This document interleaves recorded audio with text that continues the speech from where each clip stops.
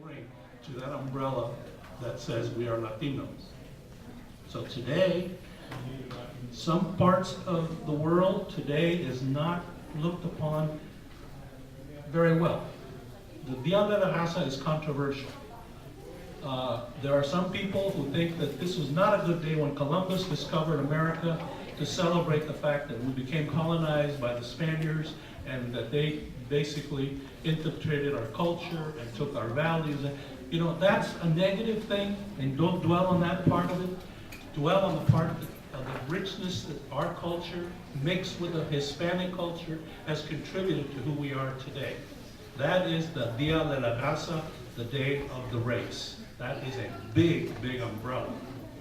So, in looking at this event today, I would like to begin by introducing this distinguished panel that you have in front of you. They bring a lot of experience, and they're going to be talking to you about such things as pride in our culture and our heritage.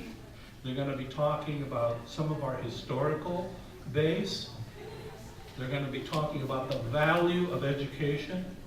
They're going to talk about diversity and the value of diversity in our communities. So you don't have to be a Latino today to appreciate diversity. You're here today because you want to mingle, you want to learn, you want to open your mind, you want to be able to relate to others. And in this state of California, if you can't relate to diversity, you're lost. I mean, look at the richness of our diversity. It's changing all the time. And so it's not going backwards, it's going to move forward. And it's going to get more diverse as we move forward. So you need to be prepared as students in higher education to deal with those changes and accept the positive value of those. So we first have in our panel, and we have Luciana Castro in the middle.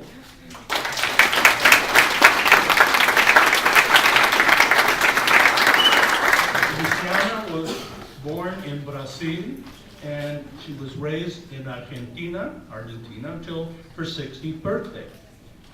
She will have an accent for the rest of her life, which is not a bad thing. You just need to understand that when you're over 11 or 12 years of age, learning a foreign language, you're going to have an accent. So an accent is something that we need to recognize and value. So she brings, the fact that she has an accent just makes her even more unique. So, her BA is in linguistics from the University of Sao Paulo, Brazil. She was a UC Regent Scholar. She came to the United States and she got her master's in Hispanic linguistics from UCLA. And she did her doctorate in Hispanic and Latin American linguistics and literatures at UCLA as well.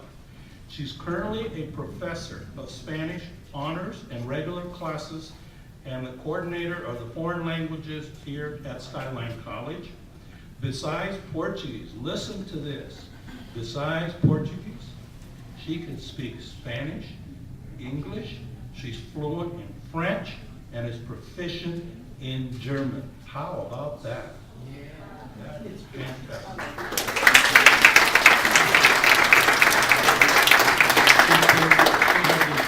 Foreign languages, translating and interpreting for 25 years in Brazil, Italy, and in the United States, in institutions such as the City Core Center in Brazil, the Bocconi University in Milan. Yep. When you speak Italian, you can't just say Bocconi, you gotta say Bocconi. Bocconi University. The American Graduate School of International Management in Glendale, Arizona, Riordan High School in San Francisco, and she was also a UC mentorship scholarship research recipient, in addition to several grants that she's participated in during her professional career in research teams. Because of her heritage, she considers herself Hispanic and Latina.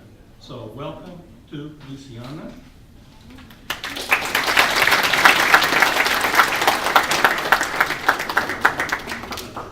Our next panelist is Andres Connell.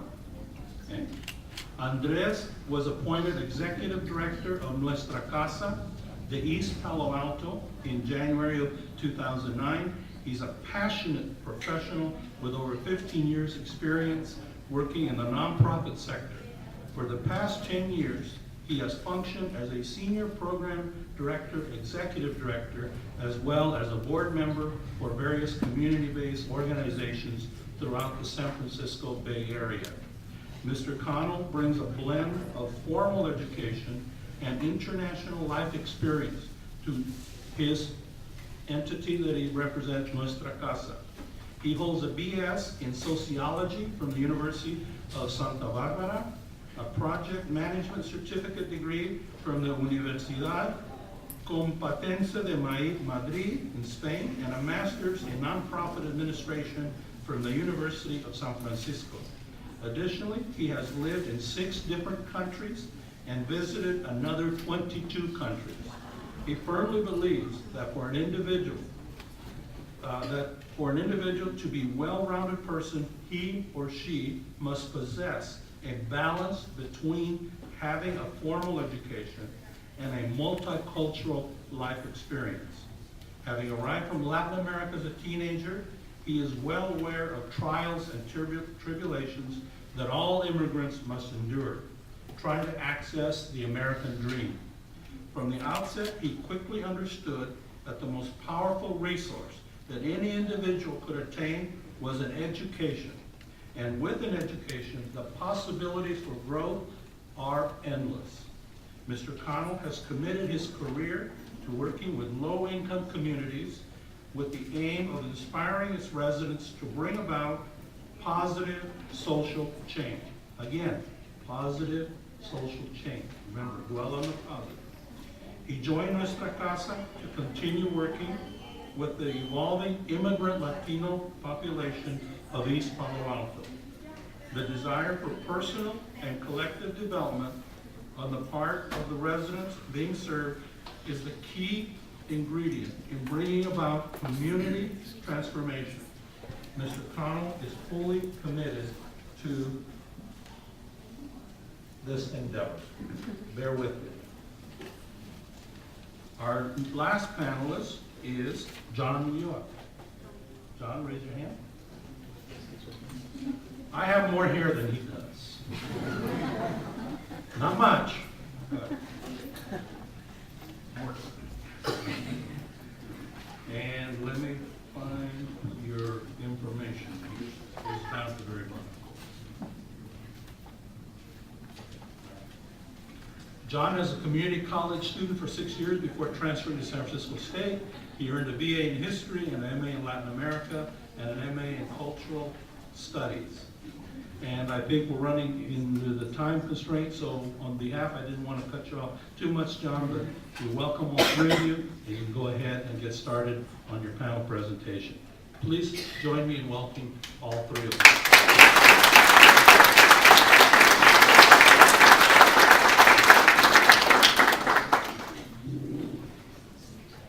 Thank you very much. As a historian, it's good to celebrate the positive, but we have to at least acknowledge the negative. Right? When I was asked to speak here today, first of all, thank you for Lazo for putting this on. This is a fantastic event. Feliz Día de la Raza.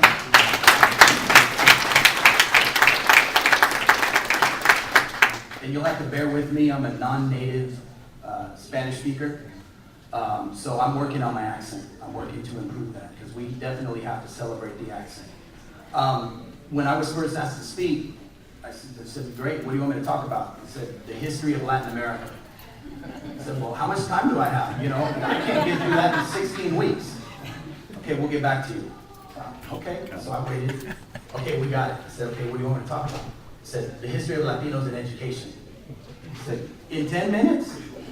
I said, okay, that I'll try to manage. So when I started thinking about what I was going to possibly say and how I could possibly address you wonderful people today, I thought, I'm not going to tell you how great we are, right? We already know that. We're here celebrating our greatness today, not only as multiple facets of our Latino heritage, but also embracing, our global influence as well. Because without immigrants, lettuce would cost $10 a head. Without immigrants, your dinner at the Stinking Rose in North Beach, that where the dishes are washed by Latino immigrants and the food is cooked by Latino immigrants, your plate of food would be much more expensive, right? So we have to celebrate our immigrants and our immigrant status and the influence and contributions, first and foremost, of our immigrant communities here in the United States. We have to do that. So we definitely have a global influence. The historical record certainly proves our greatness, but not only that, it shows our resilience.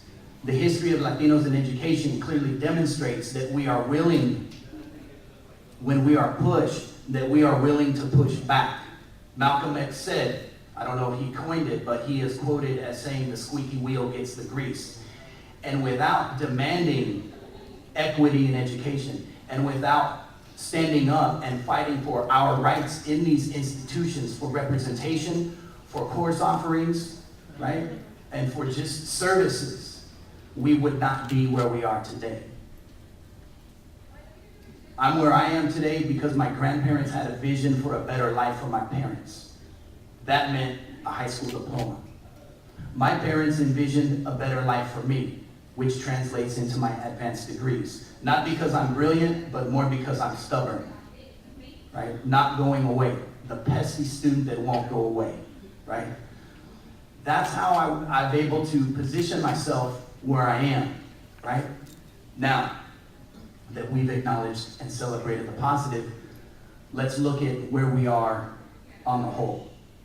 According to the 1990 census, there were 22.4 million Latinos in the United States, 1990.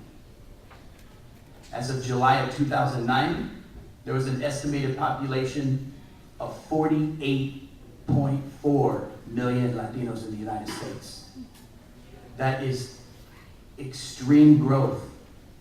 And we have to be skeptical about these figures because these are only the figures that are being reported. 47% of that population resides in Texas and California. And in California, we have an estimated 13.7 million Latinos versus Texas, 9.1 million. So if we look at where we are in California then, in 2010, about 37 million. However, our prison population, if we look at those demographics, 3/4 of men in prison is non-white. 38% are Latinos. 44% of California prisoners do not have a GED nor completed high school.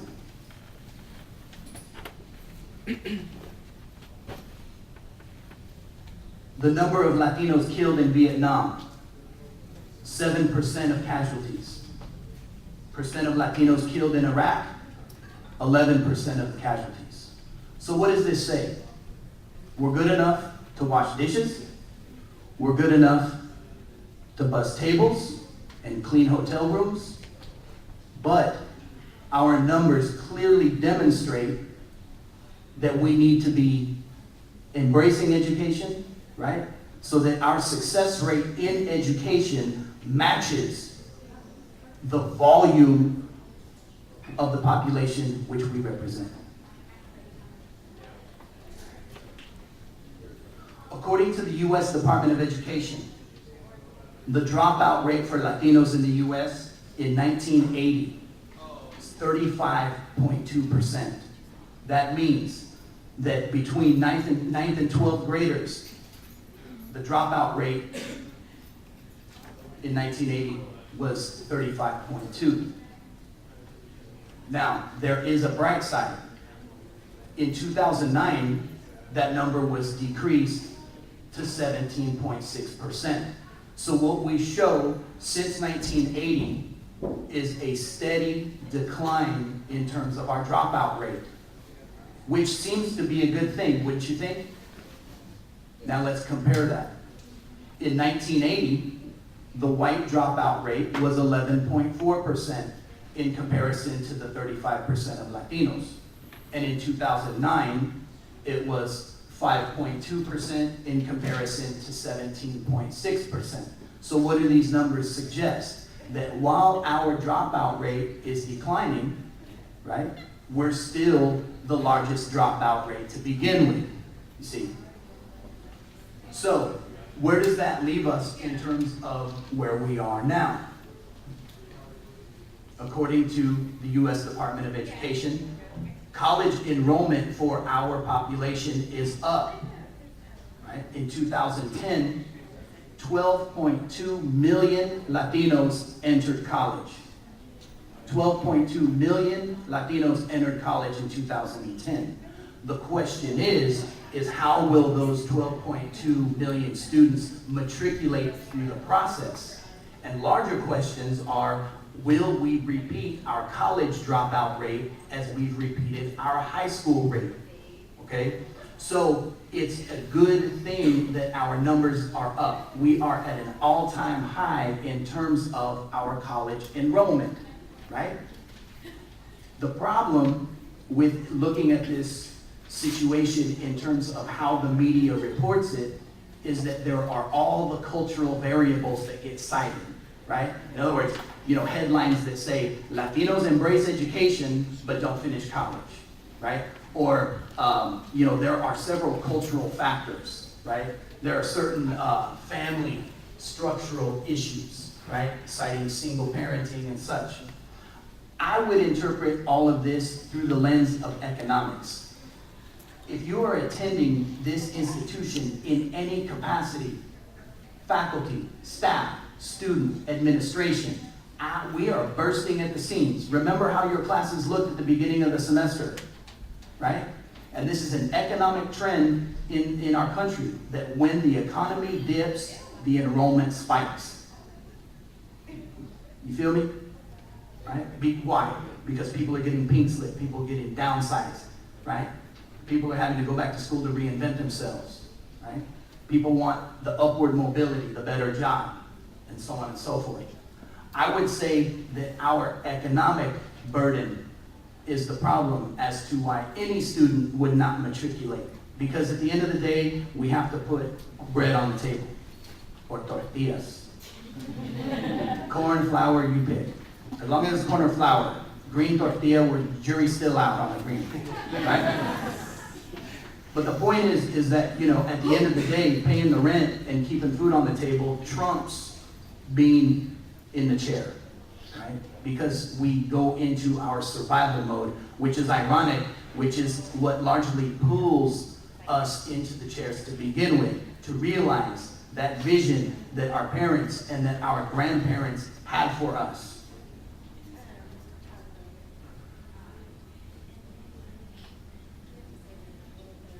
I want to leave you with a couple of quotes, right? The first from Cesar Chavez. You are never strong enough that you don't need help. We're all members of a community. And if we act as such, we can help each other through the process, through mentorship, through just talking to somebody, through seeking out available resources, for those of us that possess the resources to make them available to our students. Second quote from Cesar Chavez. Students must have initiative. They should not be mere imitations. They must learn to think and act for themselves and be free. There's freedom in creativity. The question is what are we going to do as a community to enact our creative freedoms to make our community more free from a colonized mentality? Because we're all children of colonization. The question is do we allow ourselves to remain mentally colonized, or do we break from the bonds of that colonization? The next quote is from Malcolm X. Education is the passport to the future, for tomorrow belongs to those who prepare for it today. that means that we all have a responsibility in this room to do something with the opportunities that we have. And I would say investing in our children would be the most valuable investment that we could make. And finally, my final quote is from the Octavio Paz. Deserve your dream. Whatever it is that you want to do, go get it. And be stubborn. And don't go away. And be that squeaky wheel that gets the grease. Thank you.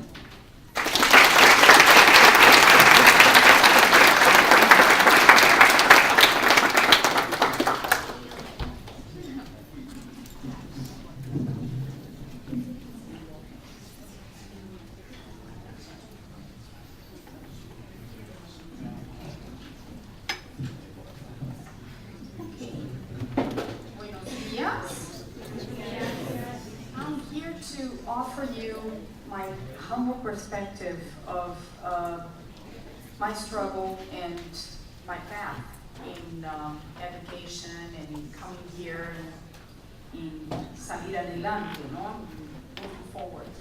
Before I say anything else, I want to state that speaking Spanish has been one of the greatest assets in my life because it opens a million doors to me every day and others in many aspects, professionally, legally, academically, etc. I highly recommend that if you speak Spanish, continue to do so. Don't bury it somewhere else. Just continue to do so. Keep it active. And if you don't, learn it. Here at Skyline, I've heard the instructors are very good.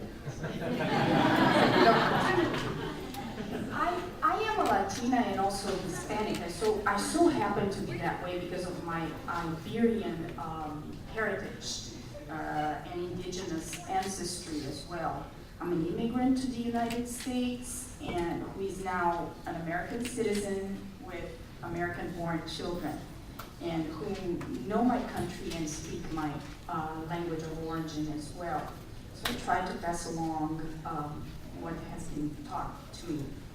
So I have my own perspective of being Latina in the US and celebrate this month my way as I try to do every year and enjoying it very much. I came here when I was 21, so 21 years ago, because of the infrastructure my parents gave me all my life and still continue to do so based on the value of education as a passport to mainly survival, happiness, peace of mind, and success.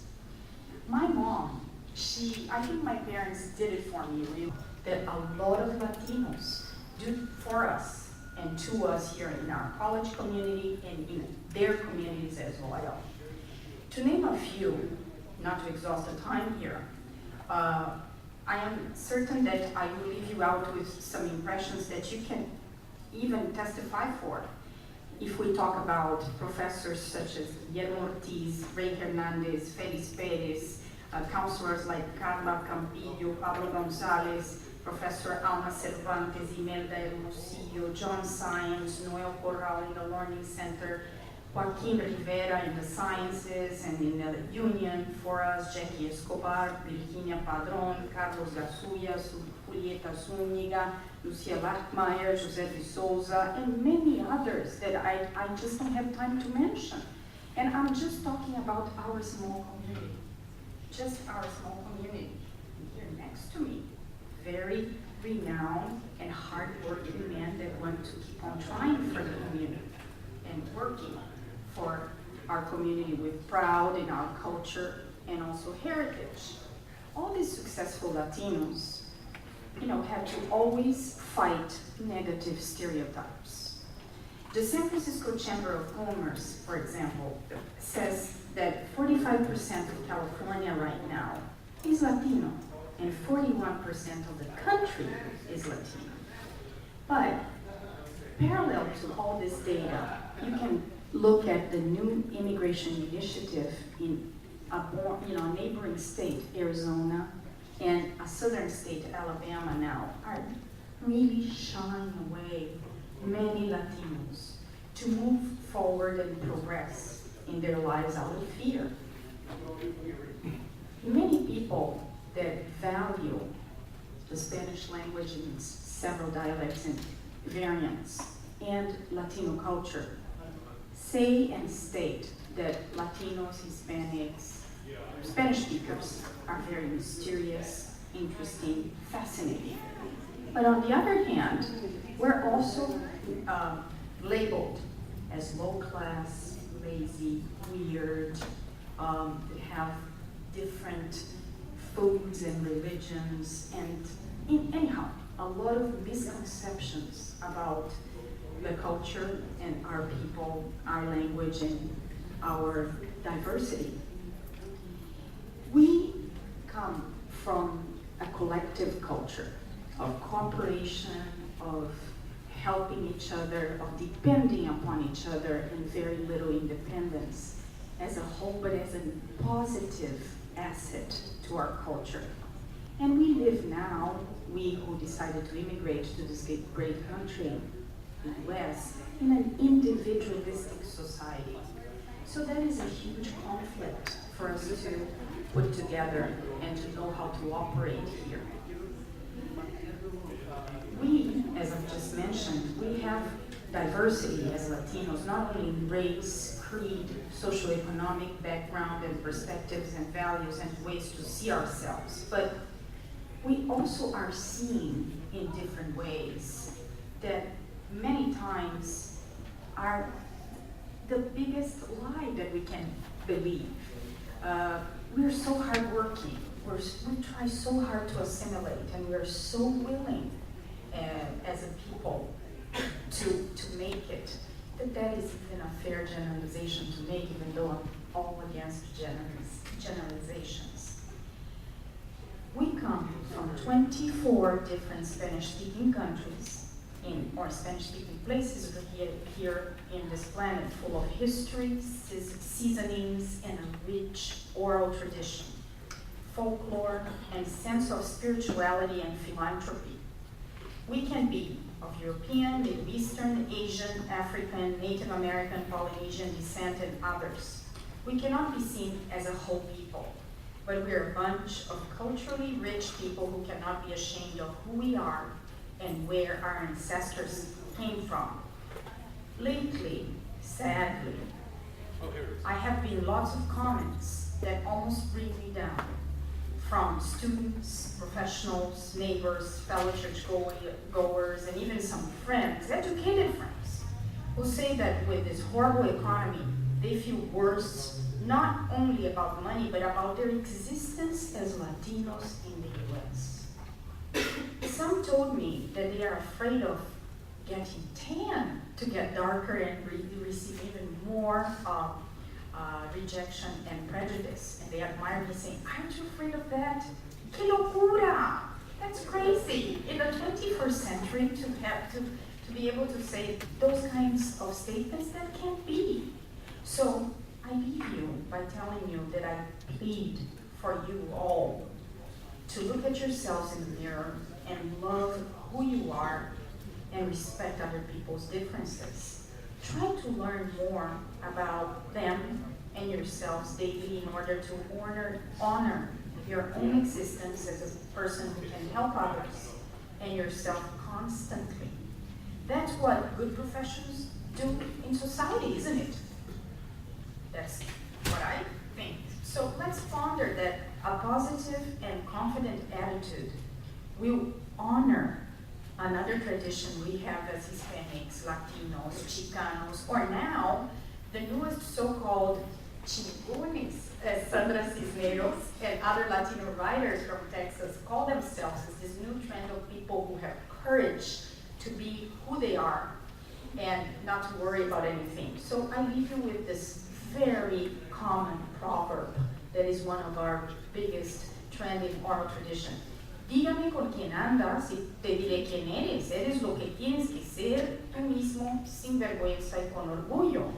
In English, you can judge a man by the company he keeps, but be yourself without shame and lots of knowledge to take pride on your existence and the one of others.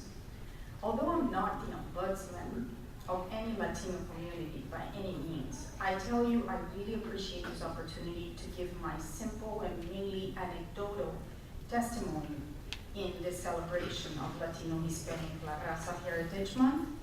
And in the languages I feel very close to my heart, that I use every day, and I've been using it for 22 years on a daily basis constantly, I say, obrigada, muchas gracias, thank you very much.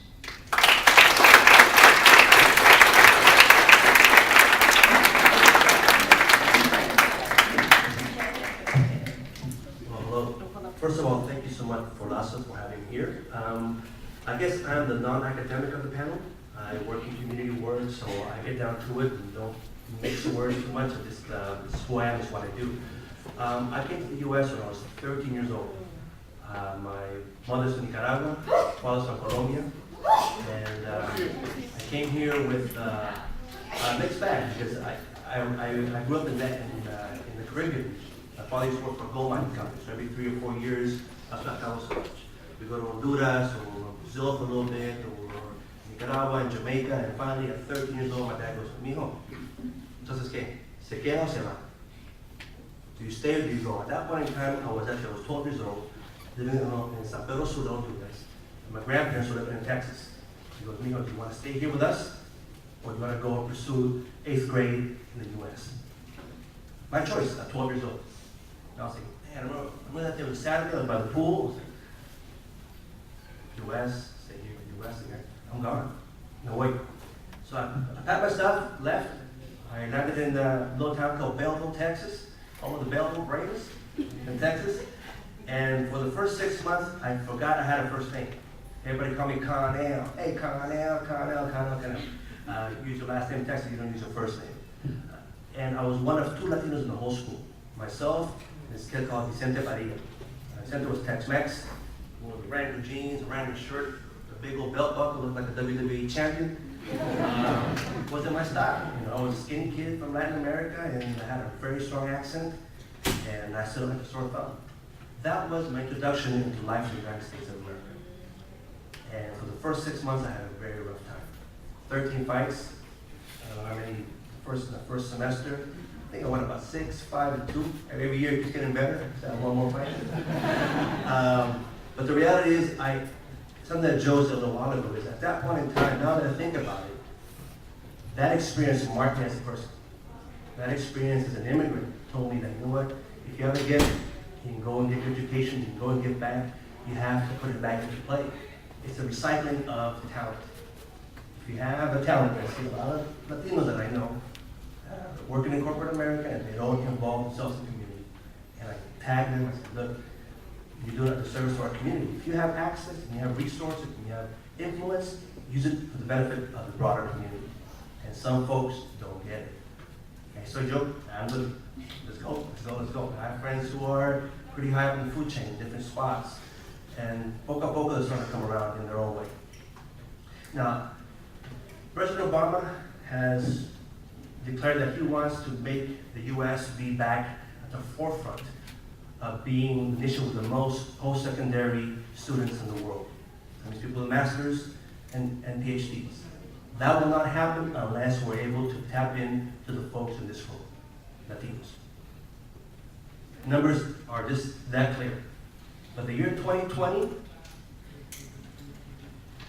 22% of college-going kids will be Latino. Okay, that means some of you who are younger, and some of you who will be going on to other colleges and getting your master's after you get your BA.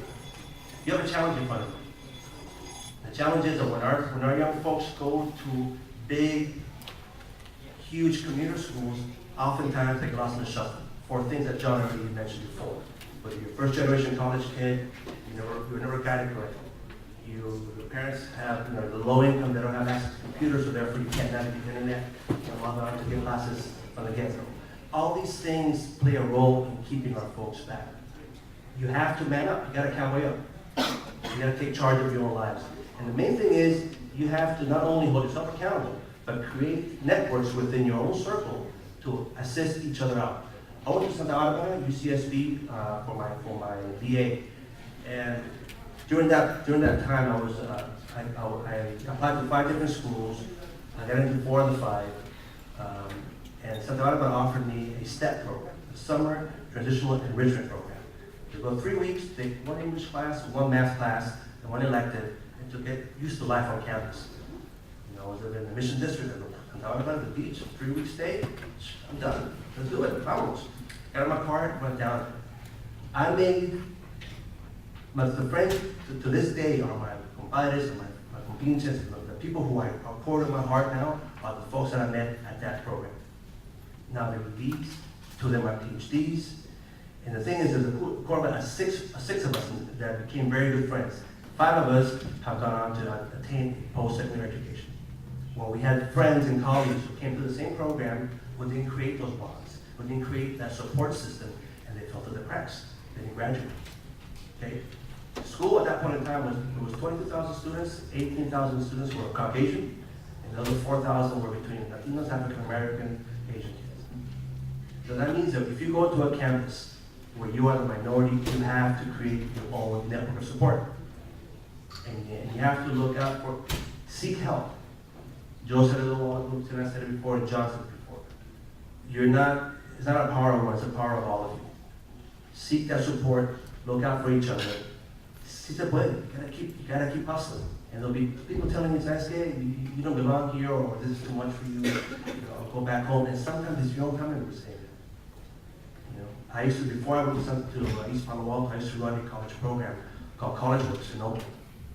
We used to work with high achieving low-income kids from the East Bay, predominantly Latino, African American, and Vietnamese and Laotian kids. These are all 3.3 and above kids who were already on track to go to college. And the biggest hurdle that we had in our goal was to get these kids into a small 4-year liberal arts college. It's a better education for you. At no charge. And we had some incredibly gifted young girls. And to have the mother, and they will get an offer to go to Colgate, Kenyon College, Reed College, Middlebury College. It's a college that perhaps some of you have never heard of. Small liberal arts college with a lot of financial aid money to get bright, low-income kids on their campus. And our biggest hurdle was getting the moms to the young girls go. Senora, your daughter's sitting on a gold key. Let her open that door, let her go. No, but she said, New York came around, we have, she was in New York, get sick, no, who's gonna give her the job, who's gonna take care of her and give her that little suit that she needs? She can buy it, don't worry about it, she'll be all right. So, oftentimes our own family is the ones that sort of, because of those cultural ties, keep you back. I work in East Palo Alto right now. We have 78% of the kids in our district are Latino. About 9% are African American, and we have Samoan and Tongan with the other 11%. 64% of the kids in our district come from English language learning homes, and they're Spanish speakers. We have a challenge in East Palo Alto. I'm talking about kids that are just coming out K through 8. In East Palo Alto, there are no public high schools. You go to take the bus to Sequoia Union High School. That's a whole different ballgame. But my thing is I tell parents, you gotta start now. We need to provide our parents with financial aid literacy and resources so they understand exactly what they should expect once their child is in high school. So the college going idea, the seed to go to college, it's already there. Not when you graduate from high school, but when you're in 6th grade, in 5th grade. Right? The sooner we start to feed our folks and engage our parents and give them tools so they can help their children, they're better off will be. The world out there is mean, it's a mean spot. Right now the anti-immigrant sentiment is strong in a lot. Right now the Republicans are definitely doing their job to, curb immigration reform. I work on that all the time. The DREAM Act, we're waiting for that to happen. It's going to happen. I'm confident of that. When I think about the future and think of all the things that have been said today and things that I see every day, I slowly get jacked up about the future. But you know what? It's our future. Seriously, it's our. And no matter what anybody says in Iowa or Kentucky or Alabama or anybody else, I didn't like it. It's our future. You gotta count, you gotta take it. And that's on you. Again, you have to own your personal journey. You have to own your personal responsibility to get your education and to move on. You see, habrá momentos difíciles, without question. You have some challenges. You can't make it, or perhaps you have to slip and fall. Get up. This is up, and you keep rolling. Now, otra. There is no saving hand coming from the skies. Okay, you are your own jewel. You are your own compass. And if you create those networks and the people that can support you, you keep doing it. There's a young man here who I've known for the last 11 years. I won't say his name because I don't want to embarrass him. But I've been hounding him. You gotta keep doing it. You gotta keep doing it. You gotta keep doing it. Yeah, this, I know. Yeah, I know. You gotta keep doing it. You know, finally got him from high school, and you gotta keep doing it. You gotta, yeah, I'm doing I gotta do 2 jumps. Yeah, you gotta keep doing it. You know, there is no other way up. You gotta count way up. You gotta do it. No, you're there. You know, you gotta go for it. And I know I've said this thing so many times, but it's the reality of life. You know, that you have to be able to use the networks, the resources that you have at your disposal, hopefully get a mentor. The challenge for the campuses is, I think school campuses, especially at the larger scale, you go to it as a state or UC Berkeley, community schools, it's highly impersonal. You are a number. You are a number. I used to work at UC Berkeley, I did the College Works program, and those kids were like robots. I saw them back and forth without engaging people on a personal level, not knowing the teachers. Why? It's a research school. You're gonna go take your first year of English in your auditorium with the 500 kids and get taught by not-young professors because the professor's doing research. Hence the idea of going to a smaller school. You go to a small liberal arts school that has money to give you for scholarships if you have the talent to go. You're going to sit in class with 18, 20 other kids. And you'll be taught by PhDs and master level people who are there to teach you, not to do research, and then maybe teach your class once in a while. So you have to do your research, be smart about how you transfer, make sure that before you transfer, you ask the right questions about support systems,